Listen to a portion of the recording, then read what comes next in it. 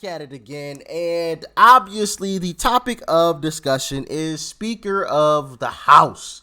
Speaker of the House. It's been all the news, okay? But we have something interesting from AOC. So let's check that out together. Like, share, comment, hit that subscribe button if you're new. Make sure you're following me on social media too. All of those links are down below. Make sure you also join the Discord server. It is the first link down below in the description box. It's totally free. Basically a glorified chat room. All right. Anyway, with that being said, let's dive in. Welcome to Groundhog Day, America. The Speaker stalemate on Capitol Hill showing no signs of stopping, and it's unclear who will blink first. Republicans are locked in a fierce battle over who should hold the gavel. The House taking a break until 8 p.m. after Kevin McCarthy lost his 6th vote for Speaker. Republicans backing him say, enough with the nonsense. It's time to move forward so they can go after Joe Biden.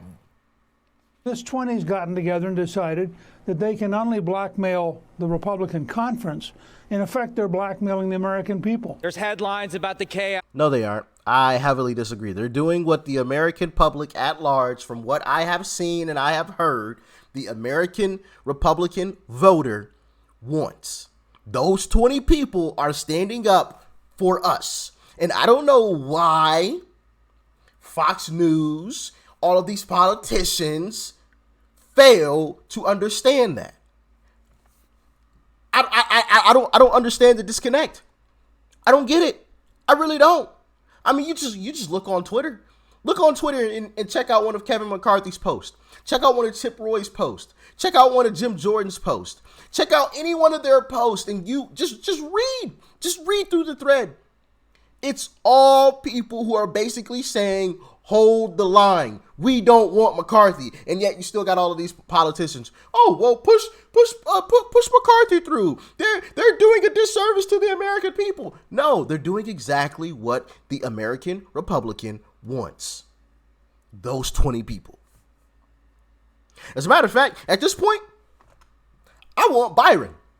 Byron Donalds, I believe his name is. Give me him. And he's got one of the Infinity Stones, so to speak, right? Because, you know, that's big. That's big with the left. That's big with the left. He's got one of the Infinity Stones of woke. You know, being black, being a woman, you know, the LGBTQ label, or being an immigrant. He's got one of those Infinity Stones. So, I mean, hey, let's get Byron Donald out there, baby. Let's get Byron. What do y'all think? Who do y'all think should be Speaker of the House? Let me know in the comment section. But this is making me sick watching them continuously say, well, the 20 people are doing a disservice. No, they aren't. No, they are not. Even people who I have seen and spoken to who have been in lockstep with Trump. Lockstep. Whatever Trump said, they agreed with. They disagreed with him when he said, we need to get McCarthy in there. Disagreed with him. I'm like, whoa, hold on, wait a minute. I've watched you agree with everything Trump has said so far. You disagree? Yes, I don't agree with Trump on this one. Doesn't mean I don't, doesn't mean I hate Trump at this point. You know what I mean? But I disagree with him on this topic. I've heard that from 3 people. 3 so far. So, yeah, this disconnect is just absolutely insane. My bad. I know that was super long-winded. Let's continue. I'm going to shut up. This and that. Yesterday, our colleagues on the other side of the aisle were tweeting their bags of popcorn that they had out. They love it. I plead with all of my Republican colleagues, let cooler, more rational heads prevail. I've had a number of conversations with Kevin and I'm just basically told him that at some point this needs to break loose. He either needs to make a deal or he needs to step aside and give somebody else a chance to do that. Step aside. But the 20-plus Republicans who oppose Kevin McCarthy aren't giving up. I think the path is very difficult right now for Kevin. At the core of this is, yes, we were successful in taking back the majority, but we still have to deal with the realities of governing here in Washington. And a 1-day delay or a 2-day delay, even a 3-day delay, does not stop us from being able to do the things that we were elected to do. Facts. And the Democrats. Facts. Another quick point. They're making it sound and seem as if, oh, well, because we're starting 2, 3, 4, 5, even a week later, we can't get the things done that we need to get done. Like, yes, you can. Yes, you can. What? That doesn't even make sense. Oh, because we're a week late, we can't get things done. You can still get stuff done. Still get a lot done. There's still a whole lot more days in the year to still get stuff done. So this whole excuse, oh, we're days late now. Stop it. BS. BS. At smell an opportunity. AOC thinks the Republican infighting could potentially open the door for her party to gain some extra power. Is there anyone in their caucus that can build that consensus? If there isn't, McCarthy's team may have to come to the Democratic Party. And if that's the case, then what would that even look like? Could we get Democratic chairs of committees as a result? If he chooses to approach the Democratic caucus, then that would be a negotiation in and of itself for potential coalition government. Okay, Greg, I'll start with you. Well, before they give their thoughts and opinions, I got to give mine. If Kevin went to the Democrats, that would be the end of his political career. He would be the new Liz Cheney. He would for sure be the new Liz Cheney. In my humble opinion, maybe I'm wrong. You guys can let me know how you feel in the comment section. If Kevin McCarthy went to the left to get those extra votes, would he become the new Liz Cheney? Let me know in the comment section, all right? You on this political issue. Well, first, I haven't asked the question. I don't need a question. I already have my strong feelings. This is not Groundhog Day at all. It's the opposite of Groundhog Day. Because in the movie, he actually got better. Remember Every Day? Yeah, this is the opposite. No one's learning anything. It's anti-Groundhog Day. Poor Kevin McCarthy. He's lost more ballots than a Democratic poll worker. So, sue me. Anyway, I'm starting to change my mind on this. It took me a second to process that joke. I want it to go on forever. It's like an extra inning game that, like, when it's on, you go, it's at the 22nd inning, you wanted to go to 27, you want to go to, how long could this go? It's like a horrifying spectacle. But it's also hypnotic, and everybody says, oh, you know, democracy is messy. Oh, stop it. Everybody knows this is just a pain. But I love how the Democrats act like this is some kind of catastrophe. Maybe. But it's self-contained, right? It's self-contained. It's not affecting Americans, the way Afghanistan or the border or inflation. So at least, when Republicans have a firing squad, it's circular. But the Democrats shoot everybody. So I like that. And here's my last point. I have a theory that this is all being done because it's like they love to revert to being college kids pulling an all-nighter. So this is just an excuse to order 50 pizzas and make us pay for it. Oh, well, that certainly explains it. Thank you, Greg. Dana, how long do you think McCarthy stays on? Look, he's been voted. He hasn't been able to get to 218 in 6 votes. Yeah. And Victoria Sparks now is voting present twice. She says that she's doing that because she wants a discussion. So why do they just keep voting? Do they think that God's going to come down and say, everybody change your vote? And she was quite close with Kevin McCarthy. And so that one's got to hurt. But I think, Ken Buck, you also heard him say, at some point, guys, we have to do something. It's not the end of the world. It's not the end of democracy. It's been 2 days and it could go for a few more, but it probably won't. I think today there was no movement towards Kevin McCarthy. There was a slight movement back. So I think it will go for a few more days if Kevin doesn't step down. Now, once Kevin steps down, it'll be Byron. They're a little bit at a stalemate. So I think the other thing that's happening is that the name calling is getting ratcheted up within the party. And they are going to get through this. There will be a speaker at some point, and then they're all going to have to work together. And they're saying a lot of things that are going to be very difficult to forget and hard to forgive. So I think there's only one solution that they should do tonight, which is get drunk. Yes. Yeah. Everybody needs to go to the bar. Mm-hmm. And it needs to be open bar, and they need to all get drunk and like have a moment, because that's what you do with a team when you're having a little bit of a problem. I'm not saying, look, actually, yes, I am saying, go get drunk.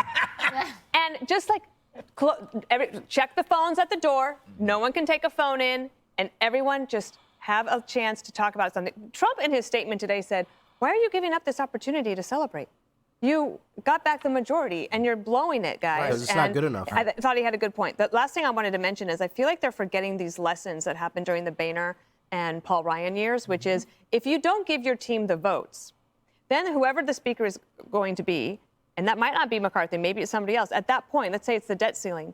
If you don't have the votes of your team, then you're going to have to go get them somewhere else for like must-pass legislation. Where do you get them? Well, from moderate Democrats. What does that do? That opens up the legislation to allow Democrats to change things to their will, which makes the outliers even more mad, and then they can point to them and say, you're so establishment. It's not a good exercise. And the other thing is they're missing this opportunity. Today, what did Biden announce? Under the cover of all of this, his intention is to go to the border. After the Republicans have been saying he needed to go for 2 years. Now, who's going to talk about that in the morning? No one, because they're going to talk about this. Getting drunk. Does McCarthy, in order to get 218 votes, does he try to build a coalition with moderate Democrats by turning to the Democrats? And if he does succeed, did a lot of people hurt their careers? If he cuts a deal with the Democrats, he's toast. Because then he has to give Democrats something. And you can never give Democrats anything. Politics is tough. You get this close to power and your own team kicks you in the groin. Yep. 6 times in the groin. Multitude of reasons, and another one that I forgot about is the WEF has listed Kevin McCarthy as Speaker of the House already. So you mean Klaus Schwab already knows he's going to be Speaker of the House? Nah, I really don't want Kevin now. Now that I saw that, nah. Give me Byron, give me Jim, give me somebody else, anybody else, Andy Biggs. I don't even care. Just not Kevin. I don't want Kevin. I don't want Kevin. I saw the WEF posted it. You can go check it out for yourself. They have him as Speaker of the House already. And even Kevin moved into the Speaker of the House office. That's going to be awkward if he has to move out. I hate this because I don't like talking about Republican infighting. I have a personal policy not to get involved in Republican primary battles. So I say this under duress. But I feel like this is all my fault because I've been calling Kevin McCarthy Speaker on primetime for about 3 months. I jinxed it.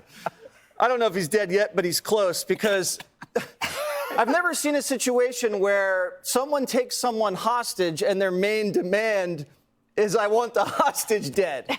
Yeah. So the hostage has to commit suicide. Yep. It doesn't really serve the I don't know how, constituency. is he survive? Is someone else going to go? Some of me thinks this is personal, like Gates doesn't like him because he didn't back him when the Department of Justice hung that case over his head. Right. But then I listened to Chip Roy on Laura Ingraham last night, and Chip Roy said, this is what they don't want. They don't want every Christmas week to the Senate shove trillions of dollars of spending down their throats and say you have 24 hours to vote yes on this or Christmas is over. And so they want to be on the Rules Committee. So does he have to give these guys the Rules Committee, give the Freedoms the Rules Committee? Is that, what more do they want? I feel like he could give the Freedoms everything and they want his scalp instead. So I don't know. And Greg nailed it yesterday. I'm with Greg on this. Wake me up when they land the plane. Yeah. I don't care if it crashes. I don't care if it lands. Wake me up when something happens. When they're ready to do something. The founders were smart, though. He's like, you guys sit in the room together. We're going to lock the door. You're not coming out until you guys decide. But I don't feel like I have to be in the smoke-filled room. Why do I have to feel like I'm in the room? And think about it back then. They really smelled bad. Right. Now I'm getting the stink on me. Yes. Okay. You know what? There's a tweet by Cori Bush. I want you to take a look at it, Jessica. Two African Americans were suggested for Speaker. On the Democrat side, Hakeem Jeffries, Republican Byron Donalds. And, of course, Cori Bush comes out and she says it's not historic candidate. Byron is not a historic candidate for Speaker. He's a prop. Despite being black, he supports a policy agenda intent on upholding and perpetuating white supremacy. What do you think of that? Well, let me hear what they have to say. Let me hear. I've got a comment on that. Not very nice. I have talked a lot about people supporting policies that I do not think is in their best interest, whether it's women, people of color, other traditionally disadvantaged groups. Obviously, that doesn't help. And Cori Bush, I think, has really supplanted AOC as the biggest thorn in the Democrat side in all of this. AOC has really gotten in line. You notice even how she conducts herself in interviews, the people that she talks to. I mean, I've seen from the coverage of what's going on the floor, she's talking to more Republicans than almost any other Democratic member of the House, right?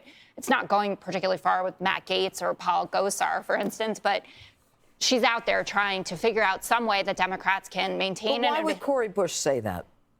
Because she thinks that he's an Uncle Tom. She thinks that if you're a black person who supports the Republican Party, that it strips away your blackness because Republican policies do not, in Cori Bush's mind, do not benefit people of color. That's what it is. It's a stunt right now. It's obviously incredibly unuseful. I'm sure Hakeem Jeffries is not happy about this conversation going on the side. He has a completely unified caucus that shows up every day, 212 votes, 212 votes, 212 votes. And then there's something like this that's a distraction to all of it. So it's not useful. Okay. It's not useful, and it's shameful. Absolutely shameful. The very people that claim to love black people the most are the ones that criticize black people the most. Isn't that ironic? Oh, I love my people. I do anything for my people. But the moment a black person says something that doesn't align with your party, you give them the middle finger. You say how terrible of a person they are. Interesting, especially when you tell black people like us that we need to look out for the white man. And yet the only people that give us any flack, any negative comments are black people. The only people. Isn't that ironic? And let's take it a step further. I'm gonna end it with this because I know this video has gone on for a long time. But I appreciate those of you that have stuck around to this point. You know, if I was a racist white person, as a matter of fact, we checked out a video on this. If I was a racist white person, I would agree with Democrats. Why? Why would you agree with Democrats, Rich? For example, Exhibit A. You guys remember the video where we were checking out a video where they were on a liberal campus and they were pushing for segregated dorms, black-only dorms. If I was a racist white person, I would love that. Segregated dorms? Yeah, I don't want to be with those dirty black folks. Yeah, no. Segregate the dorms like the Democrats want. Yes, please. Yes, please. Another example. If I was that type of person, isn't Cori Bush one of the people who say, defund the police? Let's defund the police. And isn't Cori Bush and the Democrats some of the same people who want to take away the guns? Yes. Interesting. Now, if I'm a bad white person, I would love that policy. Because not only are you disarming the black people, the few that have, legal firearms, but now you're taking the police officers out of the area as well. So now the criminals get to run rampant. They get to drop as many bodies as they like. And nobody gets to do a thing about it? Absolutely. Right? Last thing. I'll end it with this. Abortion. Right? Cori Bush is one of those folks that would like abortion free for all. Anytime, whenever you want, 9 months, could be a day after the baby was born. Your choice. I forgot the statistic on it. Candace Owens had brought it up in a video, but it was astounding. Astounding how many black people have abortions. Absolutely insane. All right, so I had to switch to this camera because my other camera apparently overheated. So I definitely got to end this video. Where was I at? Abortions. But it's crazy the number of abortions that happen in the black community. If I was that type of person, I would love that. So at the end of the day, who's more for black people? Byron Donalds or Cori Bush?